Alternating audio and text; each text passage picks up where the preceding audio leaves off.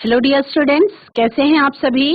आशा करती हूँ आप सब ठीक होंगे, स्वस्थ होंगे, अच्छे होंगे।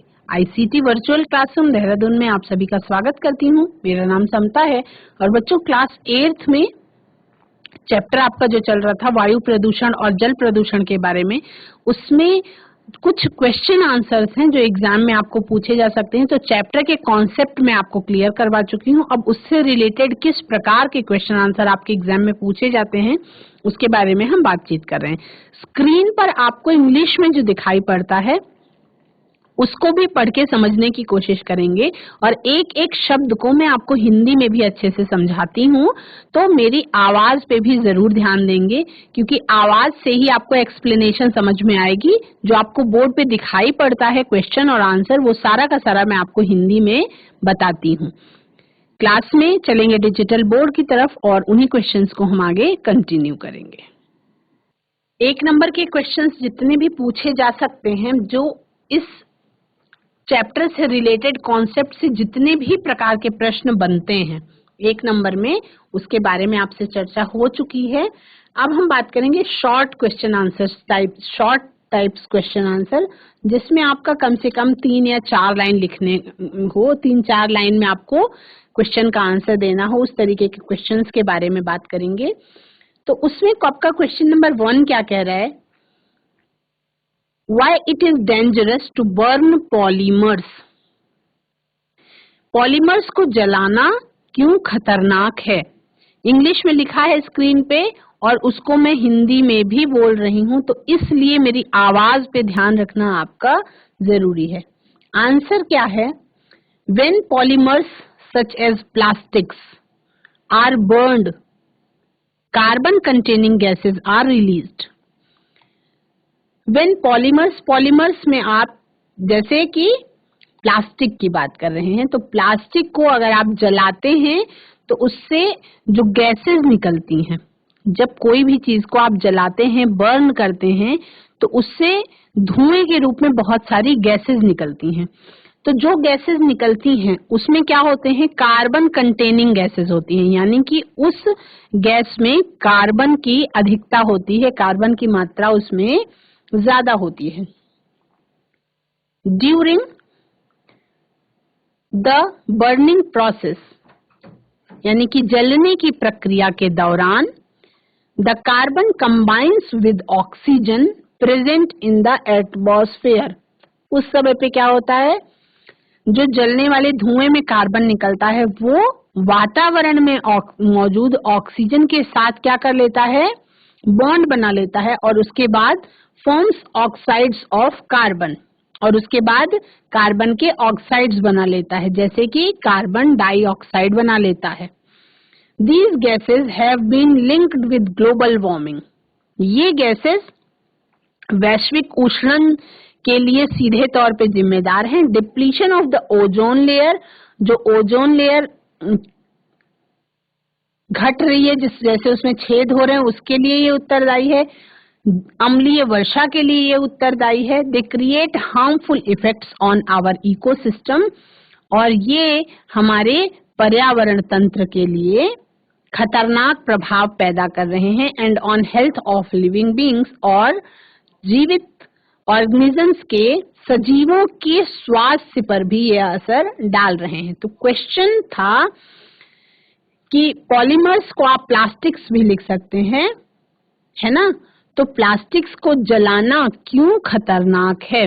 अब इसको बिल्कुल साधारण शब्दों में ध्यान से सुनेंगे। क्वेश्चन नंबर 1 के बारे में बात हो रही है कि प्लास्टिक्स को जलाना क्यों खतरनाक है, तो आंसर में लिखेंगे प्लास्टिक्स को जलाना इसलिए खतरनाक है क्योंकि प्लास्टिक्स को जलाने पर कुछ कार्बन युक्त गैसेस जो है वो रिलीज होती हैं वातावरण में, जो वातावरण में मौजूद ऑक्सीजन गैस के साथ कंबाइन करके ऑक्साइड्स बना लेती हैं कार्बन के, और जो वैश्विक उष्णन के लिए डायरेक्ट तौर पे जिम्मेदार होती हैं। इससे ओजोन लेयर का घटना, आपका अम्लीय वर्षा का होना, ये सारी खतरनाक प्रक्रियाएं होने लगती हैं और ये हमारे पर्यावरण तंत्र पे भी बहुत बुरा प्रभाव डाल रही है, जिससे सजीवों के स्वास्थ्य पर भी असर पड़ रहा है। ठीक है, नेक्स्ट क्वेश्चन है, इसी तरीके से 3-4 लाइन में ही आपको लिखना है, what is the cause of acid rain? अम्लीय वर्षा का क्या कारण है? क्वेश्चन है what is the cause of acid rain? Acid rain को आप हिंदी में कहते हैं अम्लीय वर्षा, तो लिखेंगे अम्लीय वर्षा का क्या कारण है। आंसर में लिखेंगे oxides of nitrogen, sulphur and carbon. जहां मैं बोल रही हूँ, जो मैं बोल रही हूँ वो इस बॉक्स, जहां पे ये बॉक्स दिखाई पड़ रहा है वहीं पर ये मैं उसी के बारे में बात कर रही हूँ। Oxides of nitrogen, sulphur, carbon produced by combustion of coal, petroleum. अब कोल और पेट्रोलियम क्या है? एक प्रकार के फॉसिल फ्यूल्स हैं, जीवाश्म ईंधन की कैटेगरी में आते हैं, जिसके बारे में कल क्वेश्चन किया गया था। Oxides of nitrogen, sulphur and carbon produced by combustion of coal, petroleum, यानी कि कोल और पेट्रोलियम के जलने से नाइट्रोजन के, सल्फर के और कार्बन के ऑक्साइड्स जो हैं वो प्रोड्यूस होते हैं और वो आपके एटमॉस्फेरिक, आपके वातावरण में क्या हो जाते हैं? घुल जाते हैं और वाटर वेपर, जो पानी के वाष्प के साथ वो मिक्स हो जाते हैं, they form their corresponding acids, और उसके बाद वो उससे रिलेटेड अम्ल बना देते हैं, जो कि है आपका nitric acid, sulphuric acid etcetera, जिससे आपका ऑक्साइड्स ऑफ नाइट्रोजन के साथ वाटर वेपर के साथ मिक्स होता है तो नाइट्रिक एसिड बना देता है। सल्फर, अगर सल्फर का ऑक्साइड वाटर वेपर के साथ मिक्स होके सल्फ्यूरिक एसिड बना देता है। ठीक है, अब जब बादलों में ही अम्ल बन गया, बात को समझने की कोशिश करेंगे कि अम्लीय वर्षा होती कैसे है, उसका क्या कारण है। जब बादलों में ही जो वाटर है, जो पानी की बूंदें आपके बादलों में हैं, जिससे बारिश होने वाली है, जब उसी में अम्ल बन गया है, तो जब बादल बरसेंगे तो क्या बरसेगा? तब वो अम्ल ही वर्षा के रूप में पृथ्वी पर आ जाएंगे और इसी प्रक्रिया को हम अम्लीय वर्षा कहते हैं। And reach the earth surface as acid rain, और वो धरती तक अम्लीय वर्षा के रूप में वापस पहुंच जाते हैं। तो इसका मतलब ये है कि वर्षा कैसे होती है? जमीन में जो पानी है वो पानी वाष्प बन करके ऊपर जाता है, इकट्ठा होता है, उसके बाद वहां पे ठंडा होके फिर बारिश के रूप में, बारिश की बूंदों के रूप में नीचे गिरता है। अब जब नीचे से उड़ के ऊपर पहुंचने वाला वाटर वेपर है, उसमें जो नुकसानदायी ऑक्साइड्स हैं नाइट्रोजन के, सल्फर के, कार्बन के, जो आपका पेट्रोलियम के, कोयले के और डीजल के जलने से बन जाता है, पेट्रोलियम यानी कि फॉसिल फ्यूल्स जिसको हम कहते हैं, जीवाश्म ईंधन कहते हैं, उनके जलने से जो ये ऑक्साइड्स बनते हैं, उनकी इनकम्प्लीट बर्निंग से, तो वो ऊपर वाटर वेपर के साथ मिक्स हो जाते हैं। ठीक है, अब उन भाप के साथ मिक्स होने के बाद फिर जब वो बूंदों के रूप में बरसते हैं तो साथ साथ में एसिडिक रेन लेकर के आते हैं या अम्लीय वर्षा लेकर के आते हैं। तो आपको कारण समझ में आ गया कि what is the cause of acid rain, यानी अम्लीय वर्षा का क्या कारण है। हर बच्चा इसको अपने शब्दों में लिखने की कोशिश करेगा, इस क्वेश्चन के आंसर्स को। नेक्स्ट क्वेश्चन के बारे में हम चर्चा करेंगे, how does industry pollute the environment? किस तरह से जो उद्योग हैं वो पर्यावरण को प्रदूषित कर रहे हैं? किस तरह से जो उद्योग हैं वो पर्यावरण को प्रदूषित कर रहे हैं, है ना? पढ़ चुके हैं आप सभी, तो आशा करती हूँ कि कुछ न कुछ तो समझ में आ ही रहा होगा। अब इसके बारे में चर्चा कर लेते हैं। बातों को ध्यान से सुनेंगे तो आपको अच्छी तरह से समझ में आ जाएगा। इसका आंसर कैसे लिखेंगे? लिख सकते हैं, factories pollute the air by pumping out chemicals that are harmful for all living things. Factories वायु को प्रदूषित कर रही हैं रसायनों को वायु में फेंक करके, जो सजीवों के लिए नुकसानदायक है, या कह सकते हैं सजीवों के लिए नुकसानदायक रसायनों को फैक्ट्रीज जो हैं वो वातावरण में, वायु में मिक्स कर रही हैं। Factories can pollute the environment factories जो इन्वायरमेंट को किस किस तरीके से पोल्यूट कर सकती हैं? फैक्ट्रीज पर्यावरण को प्रदूषित कर सकती हैं through thermal pollution, thermal pollution के द्वारा, chemical pollution, air pollution, noise pollution. For a few examples, यानी कि फैक्ट्रीज जो है थर्मल पॉल्यूशन भी दे रही हैं, यानी कि टेम्परेचर, एवरेज टेम्परेचर को भी बढ़ा रही हैं अर्थ के। वो रसायन को पर्यावरण में छोड़ करके केमिकल पॉल्यूशन भी बढ़ा रही हैं, यानी कि रसायन प्रदूषण भी बढ़ा रही हैं। वातावरण में वायु प्रदूषण भी फैला रही हैं। फैक्ट्रीज के चलने से, मशीनों की बहुत तेज आवाज होने से नॉइज पॉल्यूशन भी होता है, यानी ध्वनि प्रदूषण भी होता है। ये कुछ एग्जाम्पल हैं जो फैक्ट्रीज से होते हैं।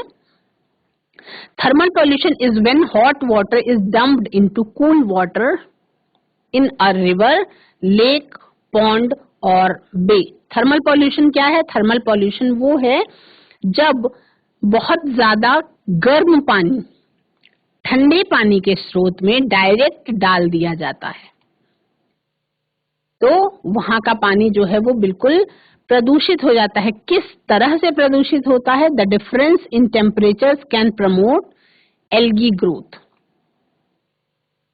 तो जो तापमान है वो अचानक बढ़ जाने से क्या होता है? वहां पे एल्गी की ग्रोथ बहुत ज्यादा बढ़ जाती है, जिससे वहां नेटिव फिशेज हैं, वाइल्ड लाइफ है या एक्वेटिक लाइफ हैं, जो वो उस पर प्रभाव पड़ता है। वहां उस एरिया में रहने वाली जो पहले से मछलियां हैं उन पर प्रभाव पड़ता है। और टेम्परेचर पानी का जब अचानक से चेंज हो जाता है तो वाइल्ड लाइफ पे बहुत ज्यादा असर उससे पड़ता है। केमिकल पोल्यूशन कैसे होता है? Chemical pollution is when chemicals are exposed to the environment either by dumping them into sewage plants where excess waste ends up in a ground, है ना। केमिकल पोल्यूशन कैसे हो सकता है? यदि पर्यावरण में रसायन जो है वो ज्यादा हो जाए, रसायनों की मात्रा ज्यादा हो जाए और वो पर्यावरण को नुकसान पहुंचाने लगे, तो वो क्या कहलाएगा? आपका रसायन प्रदूषण, रासायनिक प्रदूषण या केमिकल पोल्यूशन कहलाएगा। और इसका गुड एग्जाम्पल, इसका एक अच्छा उदाहरण क्या है? Nuclear waste. इसका एक अच्छा उदाहरण न्यूक्लियर वेस्ट है, यानी कि जो न्यूक्लियर बॉम्ब बनाने की प्रोसेस होती है, जो अलग अलग देशों के द्वारा की जाती है, उसमें भी न्यूक्लियर वेस्ट जो निकलता है बच्चों, वो केमिकल पोल्यूशन का बहुत बड़ा कारण है। This needs to be treated carefully. उसको बहुत केयरफुली ट्रीट करने की जरूरत होती है, else it could completely destroy an area. यदि ऐसा ना किया जाए तो पूरे के पूरे क्षेत्र को वो कंप्लीटली डिस्ट्रॉय कर सकती है। Chemical pollution is so much harmful. किसी भी अन्य प्रदूषण की तुलना में केमिकल पोल्यूशन जो है वो सबसे ज्यादा खतरनाक या भयावह है, तो इस पर ध्यान देने की जरूरत है। Pollution is mixed in with the air. Noise pollution कैसे होता है? is when a factory causes a lot of noise enough to affect the surrounding environment. ध्वनि प्रदूषण वो है कि जब कोई फैक्ट्री इतनी ज्यादा आवाज करती है जिससे आसपास के पर्यावरण को वो प्रभावित कर सके, तो उसको हम क्या कहते हैं? ध्वनि प्रदूषण कहते हैं। What steps should be taken to minimize air pollution? Air pollution को, वायु प्रदूषण को कम करने के लिए हम क्या क्या रास्ते अपना सकते हैं? क्वेश्चन है, what steps should be taken to minimise air pollution? वायु प्रदूषण को कम करने के लिए क्या क्या तरीके अपनाने चाहिए? ठीक है, आंसर में आप लिख सकते हैं, air pollution can be reduced by adopting following veg. वायु प्रदूषण को कम कर सकते हैं निम्नलिखित उपायों के द्वारा। वायु प्रदूषण को कम किया जा सकता है। अब जो भी इंग्लिश में आपको स्क्रीन में दिखाई पड़ रहा है उसको मैं एक एक शब्द को हिंदी में बोल रही हूं, तो आप उसको नोट करते चलेंगे। वायु प्रदूषण को निम्नलिखित उपायों के द्वारा कम किया जा सकता है। Number 1, reduce the use of car and other vehicles as these are significant source of air pollution, so switching to a more gas efficient vehicle will be a big help. साधारण भाषा में लिख सकते हैं कि पेट्रोल और diesel से चलने वाली मोटर गाड़ियों का यूज हम कम करके वायु प्रदूषण को कम कर सकते हैं, और इसका तरीका ये है कि हम पेट्रोल और डीजल से चलने वाली गाड़ियों की जगह पे स्विच कर लें, जहां पे हम सीएनजी वाली गाड़ियों का यूज करना शुरू कर दें। Taking public transport to work, काम करने के लिए थोड़ा पब्लिक ट्रांसपोर्ट का भी यूज करें। Rather than driving will reduces the number of carbon dioxide into the air, क्योंकि पब्लिक ट्रांसपोर्ट में एक साथ बहुत सारे लोग सफर कर सकते हैं, और अगर अलग अलग हर व्यक्ति एक बस में यदि 30 लोग सफर कर रहे हैं तो 30 व्यक्ति अगर पर्सनल अपनी गाड़ियों से चलेंगे तो यानी कि 30 कारों से जो प्रदूषण होगा वो ज्यादा होगा बनिस्बत की एक बस के द्वारा। Using eco friendly fuels in vehicles like CNG can also be beneficial. Eco friendly vehicles, eco friendly fuels, जो इको फ्रेंडली ईंधन है उनको हम गाड़ियों में यूज करना शुरू कर सकते हैं, वो मददगार साबित हो सकता है, जैसे कि कंप्रेस्ड नेचुरल गैस या सीएनजी। दूसरा पॉइंट लिख सकते हैं, reduce waste. Manufacturing of unnecessary और disposable goods often produces air pollution. बहुत ज्यादा अननेसेसरी या डिस्पोजेबल चीजें जो हैं उनका मैन्युफैक्चरिंग उसको कंट्रोल किया जाना चाहिए। So reduced purchasing of disposables will help. यानी कि डिस्पोजेबल, देखिए रोक लग चुकी है। थर्माकोल से बने हुए प्लेट्स, थर्माकोल से बने हुए बाउल्स, है ना, थर्माकोल से बने हुए ग्लासेस, उनके बिक्री पे रोक लग चुकी है। क्यों? क्योंकि वो बर्निंग करते समय बहुत ज्यादा पॉल्यूशन करते हैं, या अगर उनको ऐसे ही डंप किया जाए तो वो डिस्पोज ऑफ नेचुरली नहीं हो पाते हैं।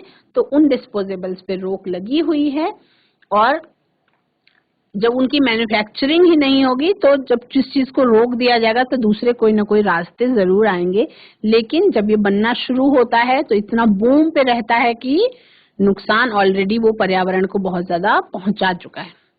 सो reduced purchasing of disposables will help.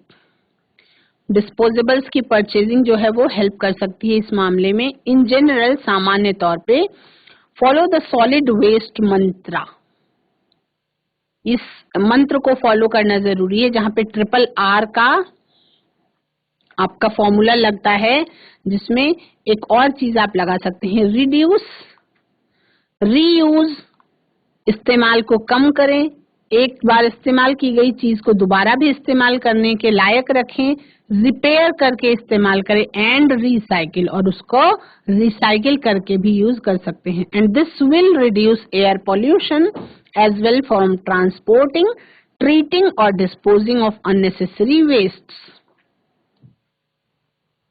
और ये वायु प्रदूषण को कम करने में योगदान कर सकता है, जिसमें आपका किसी भी अननेसेसरी वेस्ट को डिस्पोज ऑफ करने का भी तरीका आता है। तीसरे पॉइंट में लिखेंगे, eliminate toxic chemicals use at home. यानी अपने घर में जो जहरीले रसायन हैं उनका यूज एकदम बंद कर दिया जाना चाहिए। उसका तरीका कैसे, किस तरीके से समझेंगे? A surprising number of household or home shop chemicals are toxic and volatile. बहुत सारी चीजें हैं जो हमारे घरों में यूज होती हैं, जिसमें क्या होती हैं, केमिकल्स होती हैं, वो टॉक्सिक होते हैं और जहरीले होते हैं। Many release vapors into the air inside the home and out. हमारे घर में भी और बाहर भी एसिड्स का यूज रोका गया है हाउस होल्ड में। क्यों? क्योंकि उसमें भी खतरनाक गैसेस जो हैं वो रिलीज होती हैं। This can be serious health threat to your family. अगर उसको घर में यूज किया जाता रहे तो वो परिवार के लिए भी सीरियस हेल्थ थ्रेट के रूप में सामने आ सकती हैं। And contributes to community wide levels of air pollutants, और उससे आपका सामूहिक तौर पे भी क्या होता है, एयर पॉल्यूशन जो है वो उसका लेवल बढ़ता है। और सबसे आसान उपाय क्या है, plant leafy trees and shrubs. ऐसे पौधे लगाए जाने चाहिए जिसमें बहुत सारी पत्तियां हों, या झाड़ियों को लगाया जाना चाहिए, deciduous trees and shrubs, the kind that drop leaves in the fall। उस तरीके की जिसमें पतझड़ में पत्तियां झड़ जाती हैं, are excellent air filters to help reduce smog and cool the air on hot summer days। ऐसे पौधों को लगाया जाना चाहिए जिसमें जब पतझड़ के मौसम में पत्तियां झड़ जाती हैं, वो आपकी नेचुरल एयर फिल्टर्स की तरह काम करती हैं, जो आपका स्मॉग को रिड्यूस करने का काम करती हैं और गर्मी के मौसम में टेम्परेचर को कंट्रोल करने का काम करती हैं या हवा को ठंडा बनाने का काम करती हैं। तो कुछ ये स्टेप्स हैं, कुछ ये तरीके हैं जिससे हम वायु प्रदूषण को कम कर सकते हैं, और उसके बारे में सब बच्चे जो भी नया समझ में आ रहा हो उसको भी आप लिख सकते हैं। What are factory fumes? Factory fumes क्या होती हैं? फैक्ट्री से निकलने वाली फ्यूम्स आपका फैक्ट्री फ्यूम्स कहलाती हैं। तो वो कौन कौन सी हैं वो आप नोट करेंगे। नाइट्रस ऑक्साइड्स यानी नाइट्रोजन की अलग अलग ऑक्साइड्स, जो कि आपका NO है, NO2 है, N2O है।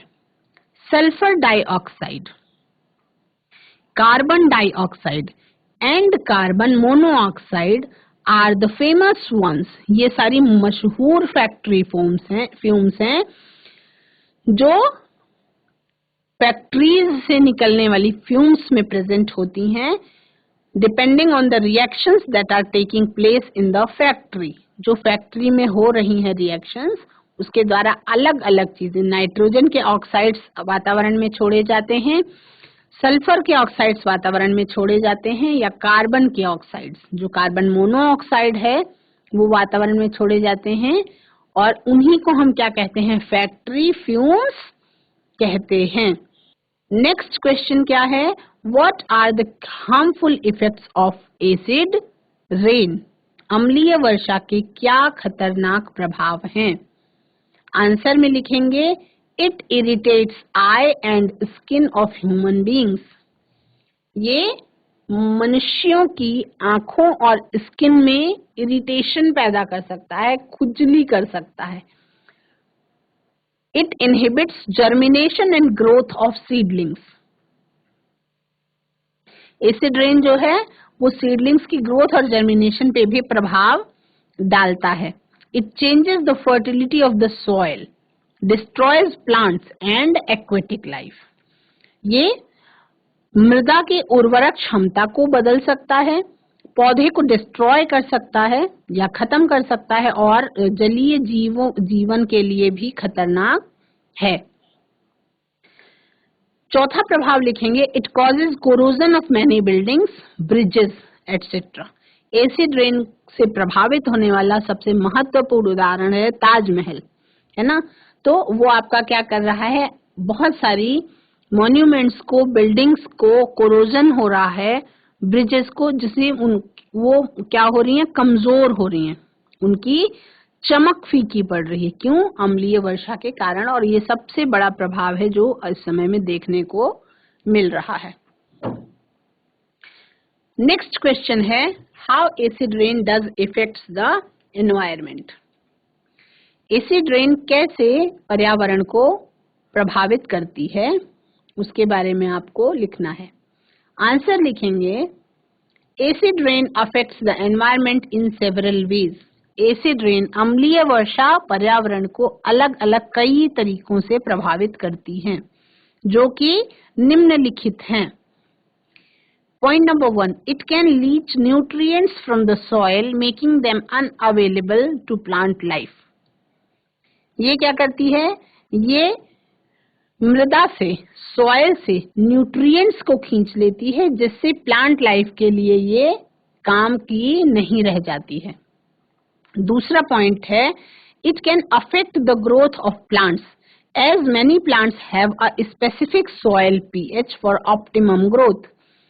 ये पौधों की बढ़ोतरी पर भी प्रभाव डाल सकती है, क्योंकि कुछ पौधे ऐसे होते हैं जिनको अपनी अधिकतम वृद्धि के लिए, ऑप्टिमम ग्रोथ के लिए स्पेसिफिक सॉइल पीएच की जरूरत होती है। तो यानी कि मृदा का पीएच बैलेंस बिगड़ जाता है, यानी कि वो अल्कलाइन नहीं रह जाता, एसिडिक हो जाता है, मृदा भी अम्लीय हो जाती है, जिससे उसकी ऑप्टिमम ग्रोथ उस पौधे की नहीं पॉसिबल हो पाती है। नेक्स्ट है point, acid precipitation can change the ionic balance in clay soils affecting their structures.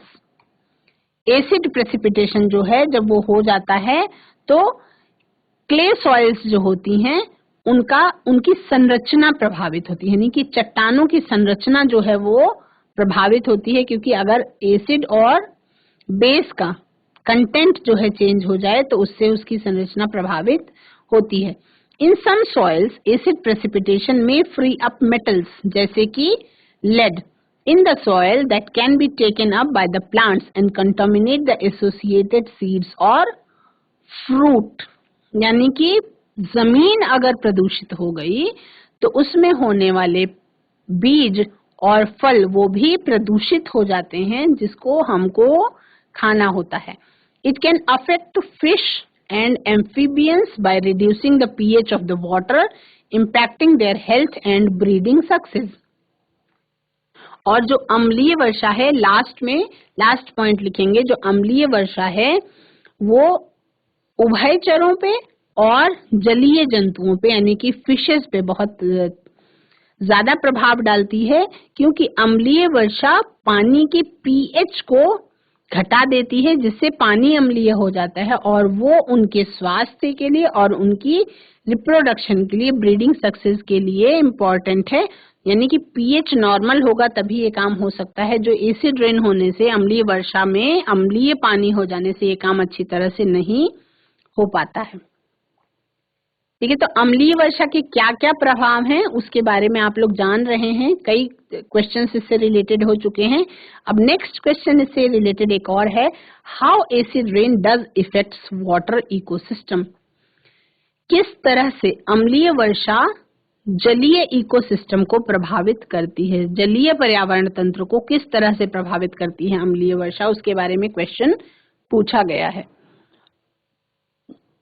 Answer में लिखेंगे, together biological organisms and the environment in which they live are called an ecosystem.